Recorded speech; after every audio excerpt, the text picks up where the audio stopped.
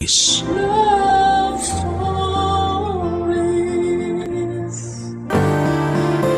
Sa buhay ay hindi maiiwasan na subukin tayo hanggang sa puntong wala na tayong makitang pag-asa. Pero lagi nating tandaan na hindi sa lahat ng pagkakataon ay namamayani ang kabiguan, pighati at kalungkutan sa matatag na puso.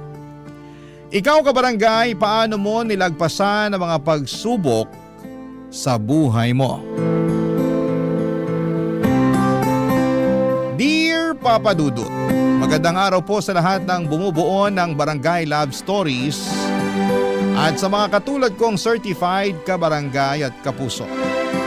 Tawagin niyo na lamang po ako sa pangalang Elora. 48 years old at nagtatrabaho sa isang private company dito sa BGC. Nadiskubre ko ang programa ninyo noong kasagsagan ng pandemic at masasabi ko na maraming beses akong sinagip ng mga kwentong tinampok ninyo na kinapulutan ko ng aral at inspirasyon. Lalo na yung may mga tema na tungkol sa pag-abot at pagtupad ng mga pangarap. Lahat naman ng tao ay nangangarap, hindi ba? Pero neto ko lang talaga natupad ang pinaka masasabi kong malaking pangarap. Pangarap na naudlot dahil kinailangan kong harapin ang realidad ng buhay. Kung ano yon ay malalaman ninyo na lamang po sa katapusan ng aking kwento. 19 years old ako nang mabuntis ng mister at katrabaho ko noong araw sa isang fast food chain. At 20 years old naman ako nang kinasal kami at pinanganak ko ang baby namin. Dahil po sa mga nangyari ay dismayado at galit sa akin ang nanay ko, Papa Dudut.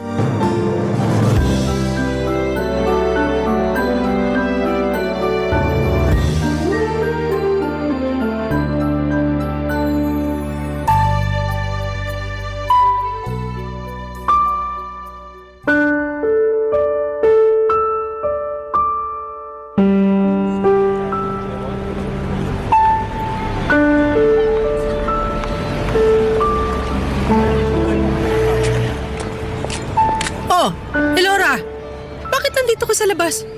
Nasaan yung anak mo? Nasa duyan po, kakapatulog ko pa lang. Kaya nga lumabas ako dito sa tapat ng bahay para tumambay at nang di ako makapag-ingay sa loob. Kahit anong gawin mong pagtahimik, maingay talaga rito sa lugar natin. Ewan ko ba naman sa'yo? Kung bakit dito pa kayo sa malapit sa ating kumuha ng mauupahan. Halos 2 bahay lang pagitan dun sa tinitirhan natin eh. Ito na po kasi yung pinakamura saka pansamantala lang naman po. Anong pansamantala? Kapag nakapag-ipon-ipon kami ng pera ng asawa ko, baka maghanap kami ng mas maayos na paupahan. Sabi ko sa kanya gusto ko sa 2nd floor kami para hindi malapit sa kalsada. Para di maalikabok at di masyadong maingay. Paano kayo makakaipon? Kapapanganak mo pa lang. Tapos yung mister mo lang ang may trabaho. Hindi ko naman po sinabing ngayon na. Kaya nga po kapag nakapag-ipon. Saka sisikapin ko pong makapagtabi kahit konti sa sweldo ng mister ko para makaipon. Tako! Sa baba ng sweldo ng asawa mo, malabo makapag-ipon kayo. Sobra naman po kayong magsalita. Sinasabi ko lang ang totoo. Sabi mo nga sa akin na ubos yung pera nyo nung nanganak ka. Gawa ng kinailangan pang biyakin niyang tiyan mo. Akala mo kasi siguro biru-biruan lang ang pagbubuntis. Anak-anak kayo, hindi nyo pa naman pala kaya. Hinapos nga kami noon pero nairaos naman yung panganganak ko. Di po ba mas maganda na maayos at ligtas kami ng anak ko? Yung utang namin, mababayaran din po namin yun. Sana nga. Teka, pumunta lang po ba kayo rito sa amin para awayin na naman ako? Ha? Anong awayin pinagsasasabi mo dyan? Hindi kita inaaway Hindi po ba? Sa tono nyo pa lang parang pumunta lang kayo rito para pagalitan na naman ako. Tsaka hindi ako pumunta rito. Napadaan lang ako dyan sa kalsada tapos nakita kita. Galing ako doon sa suki kong karinderya para mangutang ng ulam para sa mga kapatid mo. Di wala pa nga kaming almusal. Ito pa lang, damay na rin pati pananghalian. Hindi pa po ba sumusweldo si tatay? Ay, ewan ko doon. Hindi nag-abot sa akin kagabi tapos hanggang ngayon naglalaway pa sa higaan. Gabing-gabi na umuwi tapos lasing pa. Kinapkapan ko yung mga bulsa para maghanap ng pera kaso wala akong nakuha. Gutom na raw mga kapatid mo, sakit na sa ulo ng mga reklamo. Alam mo, kasalanan mo talaga to eh. Ha? Bakit po? Tatanong-tanong ka pa eh kung hindi ka kumirengkeng ng maaga, nagpabuntis at nag-asawa, sana may inaabot ka pa rin pera sa akin. Sana nakakakain pa rin kami sa tamang oras ng mga kapatid mo. Hindi yung ganito na pare-pareho kaming nalilipasan ng gutom. Nay naman, huwag niyo naman pong sabihin yan. At bakit hindi? Natutulilig ka na ba sa boses ko at saka papaulit-ulit ko ng sinasabi? Pwes tiisin mo! Kasi habang nabubuhay ako ulit-uliti kitang sumbatan. Alam mo namang mahirap lang ang buhay natin at ikaw lang inaasahan ko sa pamilya tapos ganyan? O sino na lang aasahan ko? Malakas pa naman po kayo ni tatay kaya pwede pa kayong magtrabaho para sa pamilya natin. Saka parang di naman po tama na sa akin yung iasa ang lahat, anak lang naman po ako. Ilang taon na rin ako nagtatrabaho para sa pamilya natin imbis na nag-aaral sa kolehiyo. Siguro naman sapat na po yun para pagtuunan ko naman ngayon ang sarili kong pamilya. Saan ka naman nakakita ng anak na sinusumbatan ng nanay niya? Buti pa makaalis na nga rito. Nakakasira ka ng araw. Diyan ka na! Papadudot mahirap lang ang pamilyang kinalakhan ko. Kaya nga hindi na ako nakatungtong noon sa kolehiyo at pinili ko na lamang na magtrabaho upang makatulong sa mga magulang ko.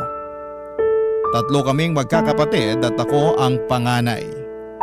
Habang naiintindihan ko ang pinanggagalingan ng galit at pagkadismaya ni nanay, ay mali naman na pagsalitaan niya ako ng masama at masakit.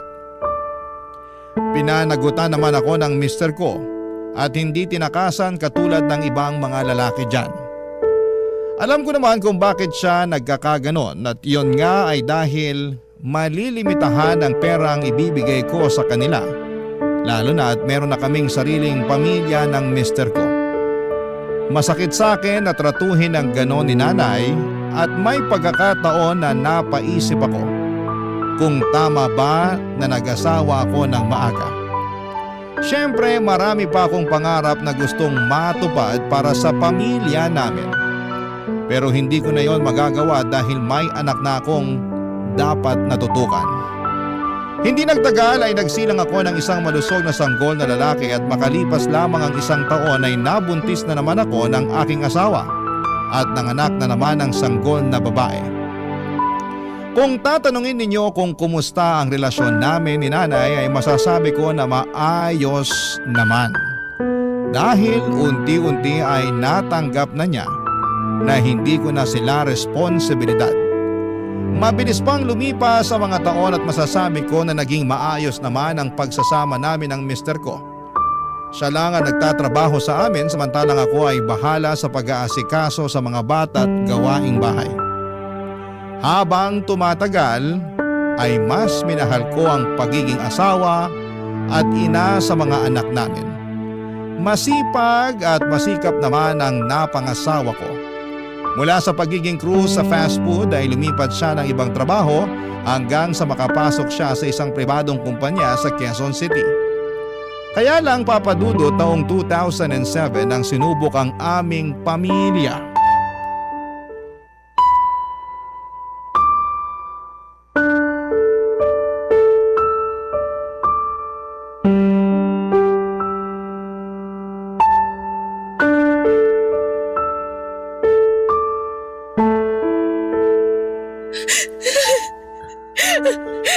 Bakit ka ba ganyan makaiyak? Hindi pa naman patay yung asawa mo.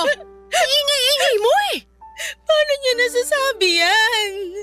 Kailangan ba mamatay muna yung asawa ko bago ako umiyak ng ganito?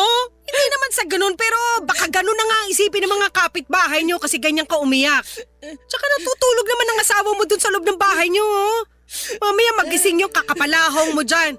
Nay naman eh. Napakaano niyo naman magsalita. Nagsasabi lang ako ng totoo. Hindi ko ihingi ng pasensya ang pagiging prangka ko. Pero hindi tama yung mga sinasabi niyo. Lalo na may pinagdadaanan yung pamilya namin. Lalo na ako. Kung alam niyo lang kung gaano kabigat sa akin na tanggapin na na-stroke yung asawa ko.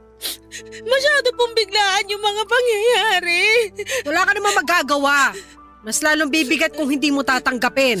Hindi rin naman gagaling agad yung asawa mo eh. Ewan ko sa'yo, Nay. Bakit ka ba kasi naiinis dyan? Hindi po ako naiinis. Hindi raw ay kitang-kita sa reaksyon ng mukha mo. Parang ewan to babaeng to. Ako pa ang pasisinungalingan mo parang hindi kita iniris sa matres ko. Sige po, sasabihin ko na yung totoo. Na naiinis ka sa akin. Opo! Ay, bakit ka naman maiinis sa mga sinabi ko, Aber? Kasi napaka-insensitive nyo. Salita kayo ng salita ng kung ano-ano lang maisip nyo. Alam nyo naman na may pinagdadaanan ako. Akala ko pa naman pumunta kayo rito para damayan ako tapos pagsasalitaan nyo lang ako ng ganyan. Nagsasabi lang naman ako ng totoo. Alam ko naman po na totoo lang ang sinasabi nyo. Pero hindi ko lang din mapigilang masaktan. Alam ko naman na nandyan na yan Na-stroke na yung mister ko pero nahihirapan lang din akong tanggapin. Kasi biglaan nga at marami pa sana kaming pangarap. Tapos natatakot lang ako kasi baka kung ano ang susunod na mangyayari. Hindi pa po ako handa sakaling iwanan ng asawa ko, Nay. Sino ba naman makakapaghanda sa kamatayan, di ba? Kaya nga sabi ko, wag kang pumalahaw dyan na akala mo hindi na humihinga yung mister mo. Wag mong pangunahan ng Diyos. Sige ka, baka tutuhanin niya. Nay naman! Sa totoo lang naman. Kasabihan nyo ng mga matatanda nung kapanahunan ko. Ang pangit naman po ng kasabihang yon. Kaya nga, imbes mag-iiyak ka dyan ng ganyan, mag-isip ka na kung anong pwedeng gawin para matulungan yung asawa mo. Alam mo naman na hindi siya agad makakapagtrabaho dahil sa nangyari sa kanya, di ba? Pero kailangan din ako ng asawa ko. Maliliit pa yung mga anak namin. Sa lagay ako mag-iisip ng solusyon sa problema nyo. Hindi naman po sa ganun. Pero pwede po ba? Nasaka na lang yan. Anong tsaka na lang ang pinagsasasabi mo? Yung mga sinasabi nyo kasi, gulong-gulo na talaga ako. Hindi kayo nakakatulong Lalo niyong pinapabigat yung nararamdaman ko, sa totoo lang. Ako pa pala nagpapasama sa loob mo? Aba kasalanan ko pa pala?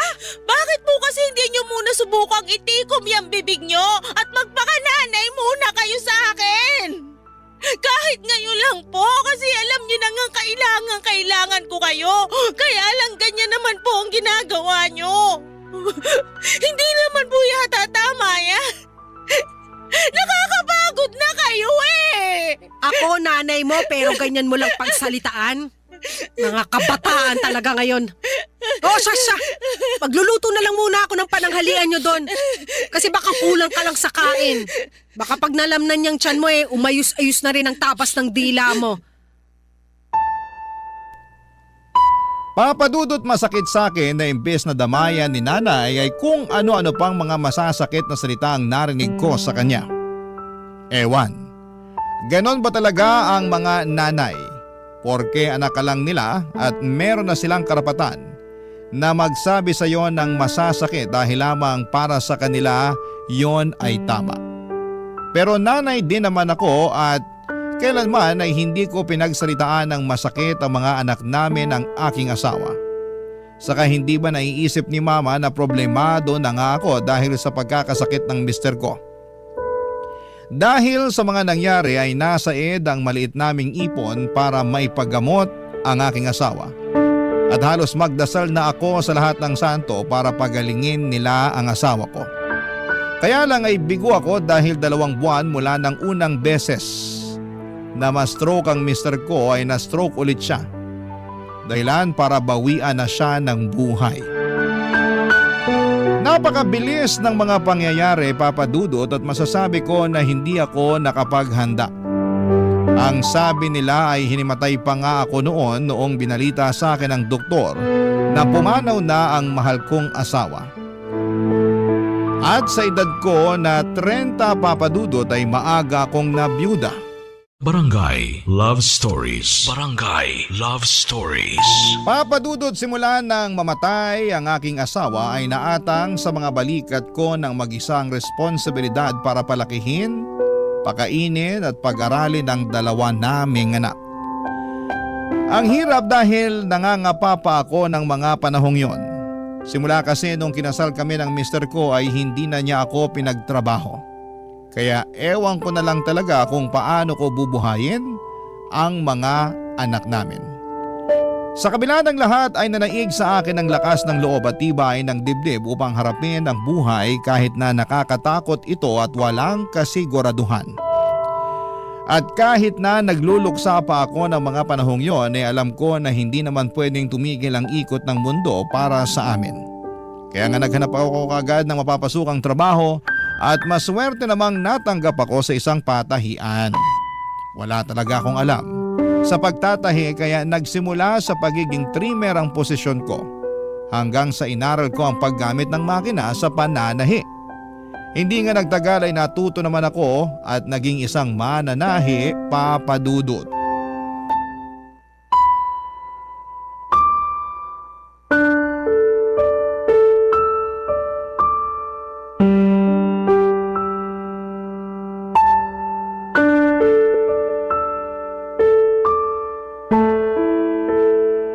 Pwede ko po ba kayong makausap, Nay? Tungkol saan? Tungkol po sa sumbong ng panganay ko sa akin. Ha? At ano naman yung sinumbong niya sa'yo? Na ang sungit-sungit niyo raw po sa kanila ng kapatid niya. Tapos pinapalo niyo na rin po sila. Pinakita po ng anak ko yung braso niya na may bakas ng hanger na mumula. Sus! Hindi naman malakas yun. Masyado lang sensitive yung balat ng anak mo kaya namula. Kami nung pinapalo rin naman pero hindi naman kami nagre-reklamo. Hindi naman po yata tama na ikumpara niyo yung sarili niyo nun sa mga anak ko ngayon. Mali po yun. Anong mali doon? Totoo naman ang mga sinabi ko. Totoo man o hindi, mali pa rin na magkumpara kayo. Yan talaga yung ugali niyo na ayaw ko eh. Hilig niyo magkumpara. Yan din ang ugali mo na ayaw ko. Yung pala sagot sa akin na nanay mo tapos lagi mo pa akong kinokontra. Hindi naman po yun pangungontra. Saka bakit ba pinagtatalunan natin to? Ang tinatanong ko, kung bakit kailangan yung pagalitan at paluin ng mga anak ko? Tinatanong pa ba yan? Natural, matigas ang ulo at sutel. Kaya tinuturuan ko lang ng leksyon. Para namang hindi ko yung ginagawa sa inyo noon ng mga kapatid mo.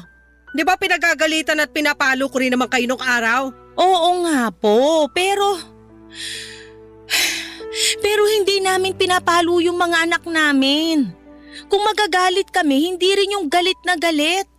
Mas pinagsasabihan namin sila para maisip nila na mali yung ginawa nila. Ako?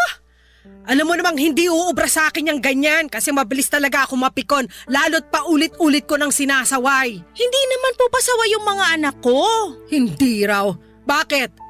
Ikaw ba ang araw-araw na kasama nila? Hindi naman, di ba? Hindi nga po, kasi kailangan ko magtrabaho para meron kaming makain. Alam niyo naman na wala kaming ibang maaasahan matapos mamatay ang asawa ko, di ba? Oo. Alam mo namang iasa niyo ang lahat sa mga kapitbahay niyo. Nakakahiya naman yon, lalo ang lakas-lakas mo pa. Kaya nga po tinitiis kong mawalay sa mga anak ko para magtrabaho sa labas. Pero hindi ibig sabihin pagmamalupitan niyo na sila. Sobra ka naman sa pagmamalupitan. Hoy! Para sa kaalaman mo, hindi ko pinagmamalupitan yung mga anak mo. Pagdidisiplina ang tawag doon. Hirap sa'yo, masyado mong pinoprotektahan yung mga anak mo kaya lumalaking may sungay at buntot. Hindi nga po pasaway ang mga anak ko. Alam ko yun kasi ako naman ang kasakasama nila simula baby hanggang nung namatay ang papa nila. Oh, simula nung araw na yon hanggang ngayon ako na ang kasama nila. Kaya mas nakikita ko na ang totoong ugali ng mga anak mo. Yung panganay mo masyadong sutil. At malikot naman yung bunso mo. Pareho sila magkapatid na pag inuutusan hindi ka agad susundin. Alam mo ayoko nang hindi ka agad nasusunod yung mga gusto ko ipagawa, di ba? Para sa akin inaaksaya lang nila oras ko. Ano po ba yung pinagagawa niyo sa mga anak ko? Ano nga ba? Baka naman po kasi hindi pambata kaya hindi nila agad magawa. Kayo po yung nakatatanda kaya kayo na dapat ang gumawa. Ay talaga naman! Kaya lumalaki sutil mga anak mo kasi konsentidor kang magulang. Sabagay, sutil ka rin nung araw. Hindi po ako sutil, no? Hindi raw pasaway ka kaya nung kabataan mo. Patunay nun yung pag-aasawa mo na maaga. Hanggang ngayon po ba, isusumbat niyo pa rin sa akin yan? Bakit hindi? Matagal na po yun 10 taon na nga yung lumipas. Saka di na ako bata. Kahit na ilang taon pa ang lumipas, palagi ko pa rin naaalala yung pagiging sutil at pasaway mo nung araw. Hindi na ako nagtaka kung bakit tinularan ka ng mga kapatid mo. Mga nagsipag-asawa na rin ng maaga, imbis paghahanap buhay ang atupagin. Tsaka alam mo, Naisip ko lang na baka kaya ka na byuda na maaga dahil din dyan sa katigasan ng ulo mo nung araw. Pati na rin yung pagsagot-sagot mo sa nanay mo. Wala ka kasing respeto, kaya pinarurusahan ka ng langit. Papadudot, ang nanay ko ang nagbabantay sa mga anak ko kapag nasa trabaho ako. Inaabutan ko na lamang siya kahit magkano para naman meron siyang sariling pera. Nang mga panahong yon ay patay na ang tatay namin at may sari-sarili na ring pamilya ang mga kapatid ko. Mag-isa na lamang si nanay sa bahay kaya palagi siyang pumupunta sa inuupahan namin. Kahit noon pa man ay may ugali na talaga ang nanay ko at isa na nga doon ng pagiging taklesa at prangka niyang magsalita. Kahit na ako na anak niya ay hindi nakaligtas sa mga masasakit niyang salita. Kaya nga ang sama-sama ng loob ko lalo na nang nalaman ko pa mismo mula sa panganay ko na ginawa rin yon sa kanila ng lola nila. At ang masahol pa ay nasaktan na rin sila nito. Pero ayaw ko namang magtanim ng galit sa nanay ko dahil iniisip ko na lamang na baka tama nga siya tungkol sa pagdidisiplina sa mga anak ko. Kaya nga pinalagpas ko yon at nagpatuloy sa buhay kahit na walang kabilib-bilib sa akin ang nanay ko lalo na sa trabaho ko ng mga panahong yon. Hindi nagtagal taong 2018 nang mapagtapos ko ng pag-aaral ang aking panganay. Proud na proud ako sa aking sarili dahil may napag-graduate na ako sa kolehiyo. At sa wakas ay nagbunga rin ang aking pagsisikap sa pananahi at pagsa-sideline sa pamamagitan ng pagluluto ng almusal tuwing araw ng linggo. Papadudot, wala pong pagsidlan ang saya na nararamdaman ko bilang magulang.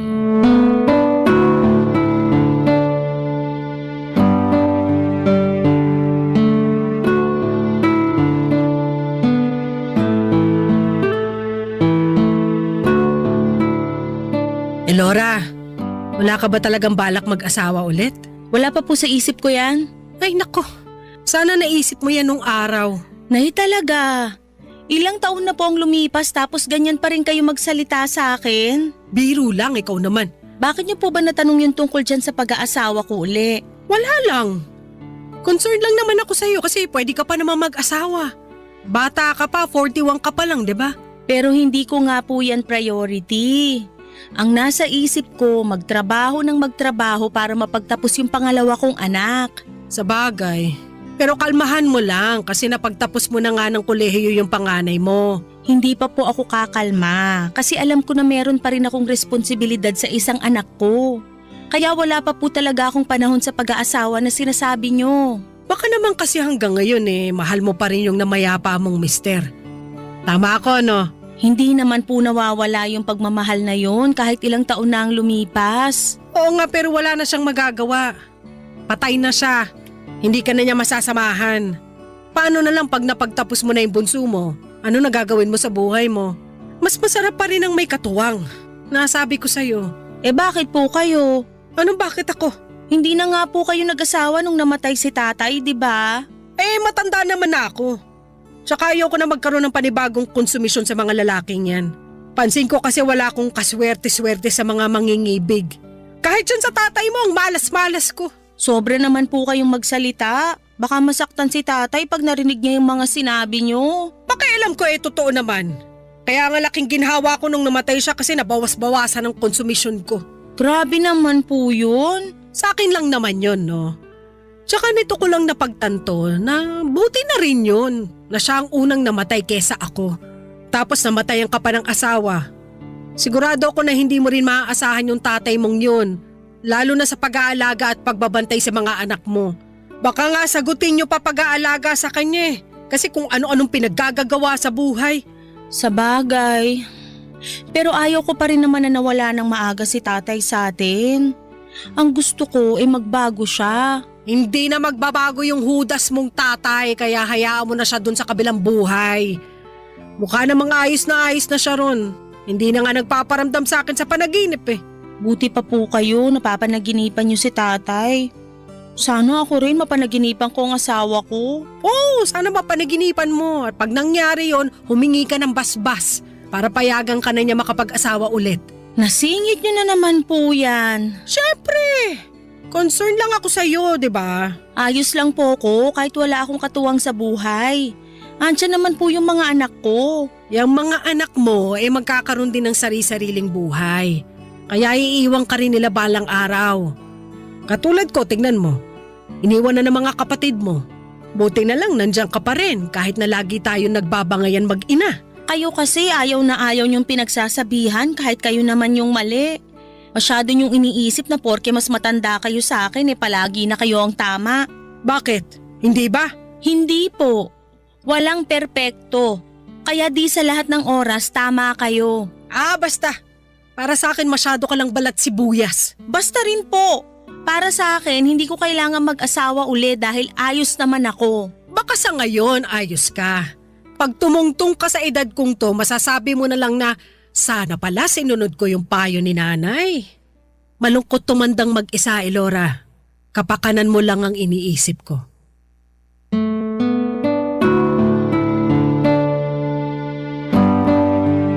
Papadudod, hindi ko po priority ang pag-ibig lalo at meron pa akong isang anak na pinag-aaral ng mga panahong yon.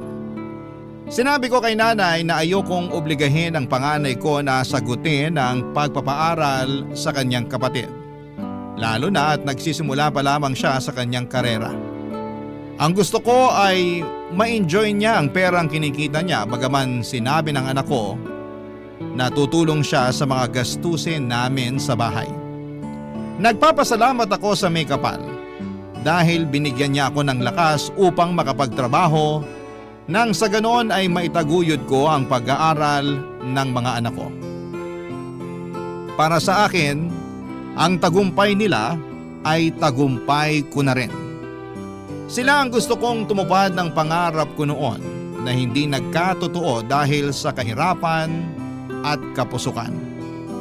Pero pinatawad ko na rin naman ang aking sarili dahil alam ko na kung nabubuhay ang mister ko ay hindi niya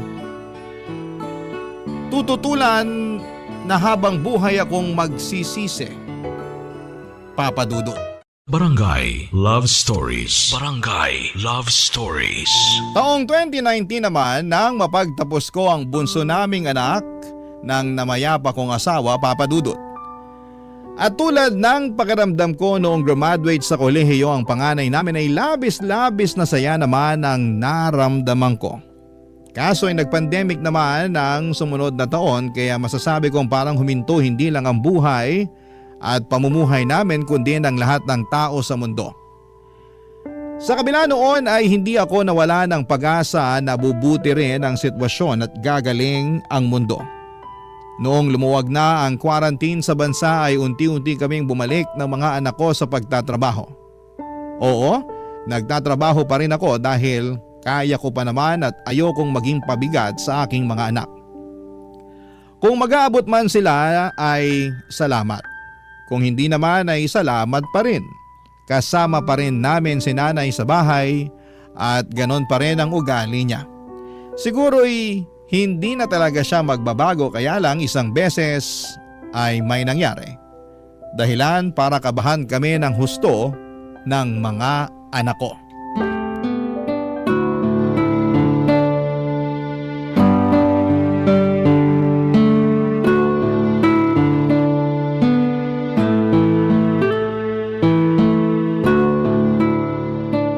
Ay, nako.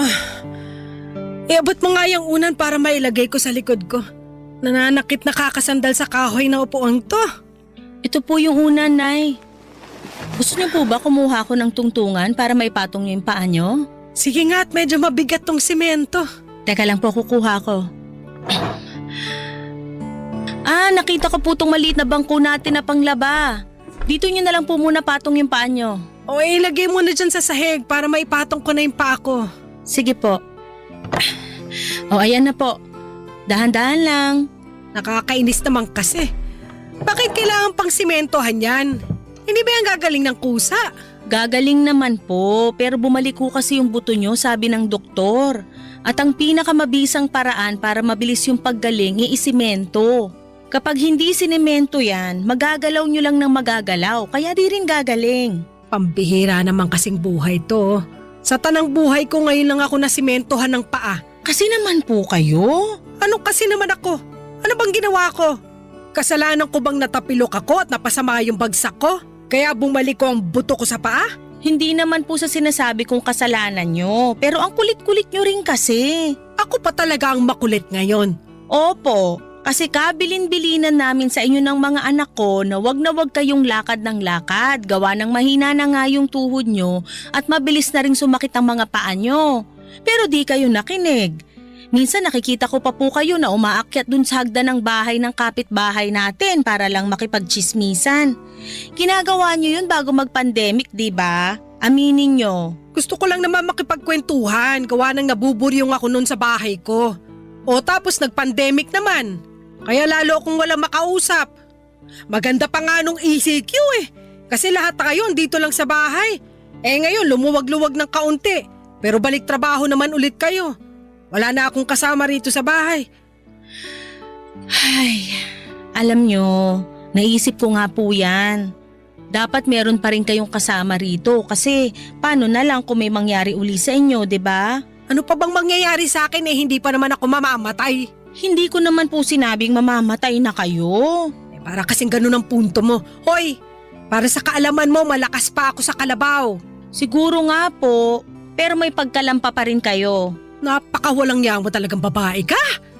Pasalamat kasi mentado pa ako kaya hindi ako makatayo para sa bunutang ka. Wag na nga po kayong bayolente dyan, baka tumaas pa ang presyon nyo, ewan ko na lang talaga. Ikaw lang naman ang nagpapataas ng presyon ko. Grabe naman, tagal-tagal na po natin nagsasama, di pa kayo nasanay sa akin? Hindi talaga ako masasanay sa kasutilan at pagiging palasagot mo. Pero seryoso po, Nay, magpagaling kayo. Alam nyo naman na nasa pandemic pa rin tayo kaya nakakatakot magkasakit. Tingnan nyo, ang hirap magpagamot kasi kailangan magpa-swab test para lang makasigurado na wala kayong COVID. Oo nga eh. Nasundot patuloy ang ilong ko. Ang sakit pala nun. Kaya nga mag-focus kayo sa pagpapagaling nyo at iwasan ang pagiging makulit at pasaway. Hanip ka rin talaga no. Nanay mo ko pero kung sabihan mo ko ng makulit at pasaway. Oo lang ang gusto kong marinig sa inyo, Nay. Oo na, magpapagaling ako. Huwag ka na mag-alala sa akin. Aasahan ko po yan. Pangako, pag gumaling na kayo at mas maging maluwag ang quarantine, ipapasyal namin kayo ng mga apo nyo. Talaga? Saan? Secret po muna. Hey, kainis ka talaga. Papadudot habang tumatagal, ay lumalakas ang pag-asa ko na unti-unting mawawala ang pandemya. Yun din kasi ang gabi-gabi kong panalangin sa may kapal bukod sa ingatan niya palagi ang aking pamilya.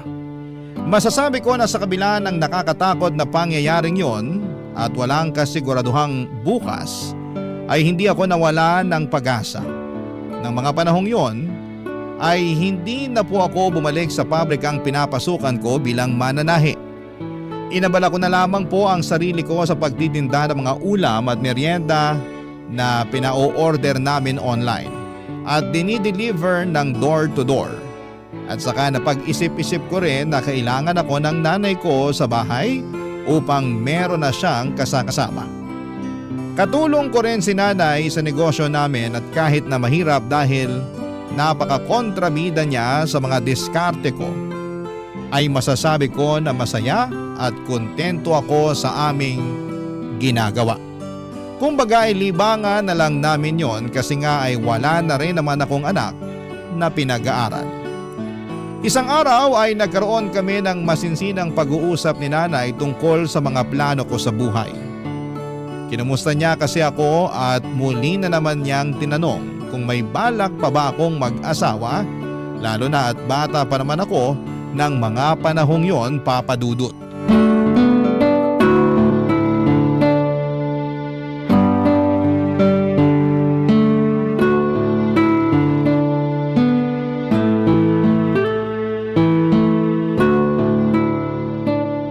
Tres ka pa lang naman, nak. Bata ka pa kung tutuusin. Huwag mong sabihin sa akin na masaya ka na dyan sa ginagawa mo. Alin po? Itong pagtitinda natin? Opo, masaya naman ako rito. Oo nga, kaso ano? Paano ko ba sasabihin to? Sabihin nyo na po. Pangako, makikinig ako at iintindihin ko yung sasabihin nyo. Alam ko kasi na ayaw mo namang mag-asawa. Kaya hindi na nga kita kukulitin dun. Bahala ka na sa buhay mo pero ano nang kasunod? Hanggang tumanda ka gusto mo na lang magluto ng ulam at mga merienda? Wala naman po sigurong masama doon. Wala nga, may sinabi ba ako? Wala po. Ang punto ko rito wala ka na bang ibang pangarap? Naisip ko na mas hawak mo na ang buhay mo ngayon. Kasi napagtapos mo naman na ng pag-aaral yung mga anak mo. Baka lang may iba ka pang pangarap na gustong tuparin. Katulad naman po ng ano. Ay naku tong babaeng to. Kailangan ako pa talaga mag-iisip para sa'yo? Kayo kaya nakaisip, kaya nilulubos-lubos ko na. Sampaling kita dyan eh. Ang violente nyo talaga? Bakit? Sinampal na ba kita? Hindi pa naman, di ba? Puro lang naman ako salita pero parang gusto ko ng totohanin ngayon. Ang kulit mo eh. Sobra naman po yun. Pero ayun nga. Ayaw mo bang mag-aral ulit? Po? Mag-aral ka kaya? Pwede pa naman eh. Ikaw naman ang mag-aral sa kolehiyo at kunin mo yung kurso na gusto mo para makapagtapos ka. 'Di ba, pangarap mo na yan noon pa, kaso nga, ang aga mo nagpabuntis at nag-asawa. 20 years old din naman po kayo nung pinanganak nyo ko, di ba?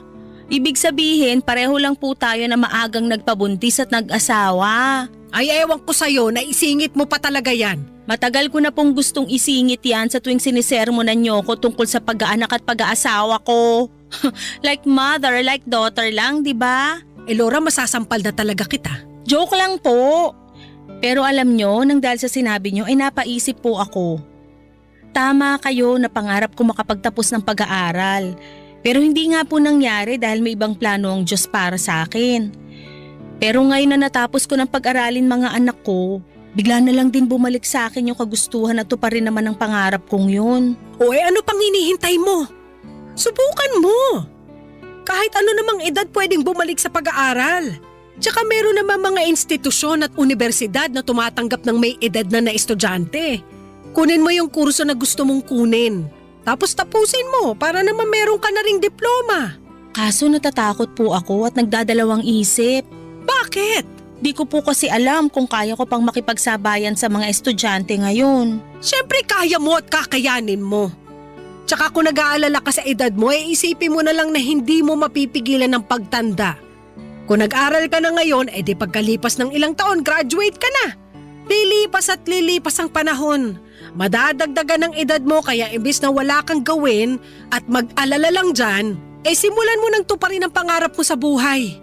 Naniniwala naman ako na kung kaloob sa'yo ng Diyos, hahayaan niya yung matupad.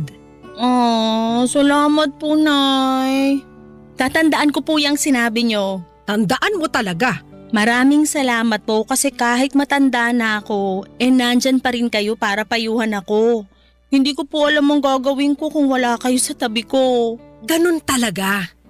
Pagdating sa mga anak natin, habang buhay na ang ating pagiging ina. Papa Dudut, tinupad ko nga ang plano kong makapagkolehiyo at full support naman sa akin ang mga anak ko. Siyempre pati na rin si nanay kaya nga masayang masaya ko. Hindi nagtagal ay nag-enroll ako sa isang university kahit nakasagsagan pa noon ang pandemic. Medyo challenging ang online class pero inalalaya naman ako ng mga anak ko kaya sa huli ay nakaya ko rin. Hindi nagtagal ay nakapagtapos ako ng kursong may kinalaman po sa business administration. Masayang masaya ako dahil natupad ko na ang matagal ko ng pangarap para sa sarili ko. At yun nga ay ang makapagtapos ng pag-aaral. Sa kasalukuyan ay masaya at kontento ang pamilya namin. Alam ko na proud sa akin ang namayapa kong asawa at pinagmamalaki niya ako sa langit. Dahil nagawa kong tuparin ang mga pangarap naming makapagtapos ng pag-aaral at may taguyod ang dalawa naming anak. Hanggang dito na lamang po ang aking sulat, Papa Dudut. Sana po ay mapili po ninyong i-ere sa Barangay Love Stories. At umaasa ako na kinapulutan po ito ng aral at inspirasyon ng mga kabarangay natin. More power and God bless sa inyong istasyon. Ang inyong forever kapuso at kabarangay, Elora. Nakakaantig naman talaga ang ating kwento. Ikaw ba, kabarangay? Nakarelate ka ba sa story natin ngayon? Kwentuhan naman tayo dito sa comment section. Barangay LS 97.1.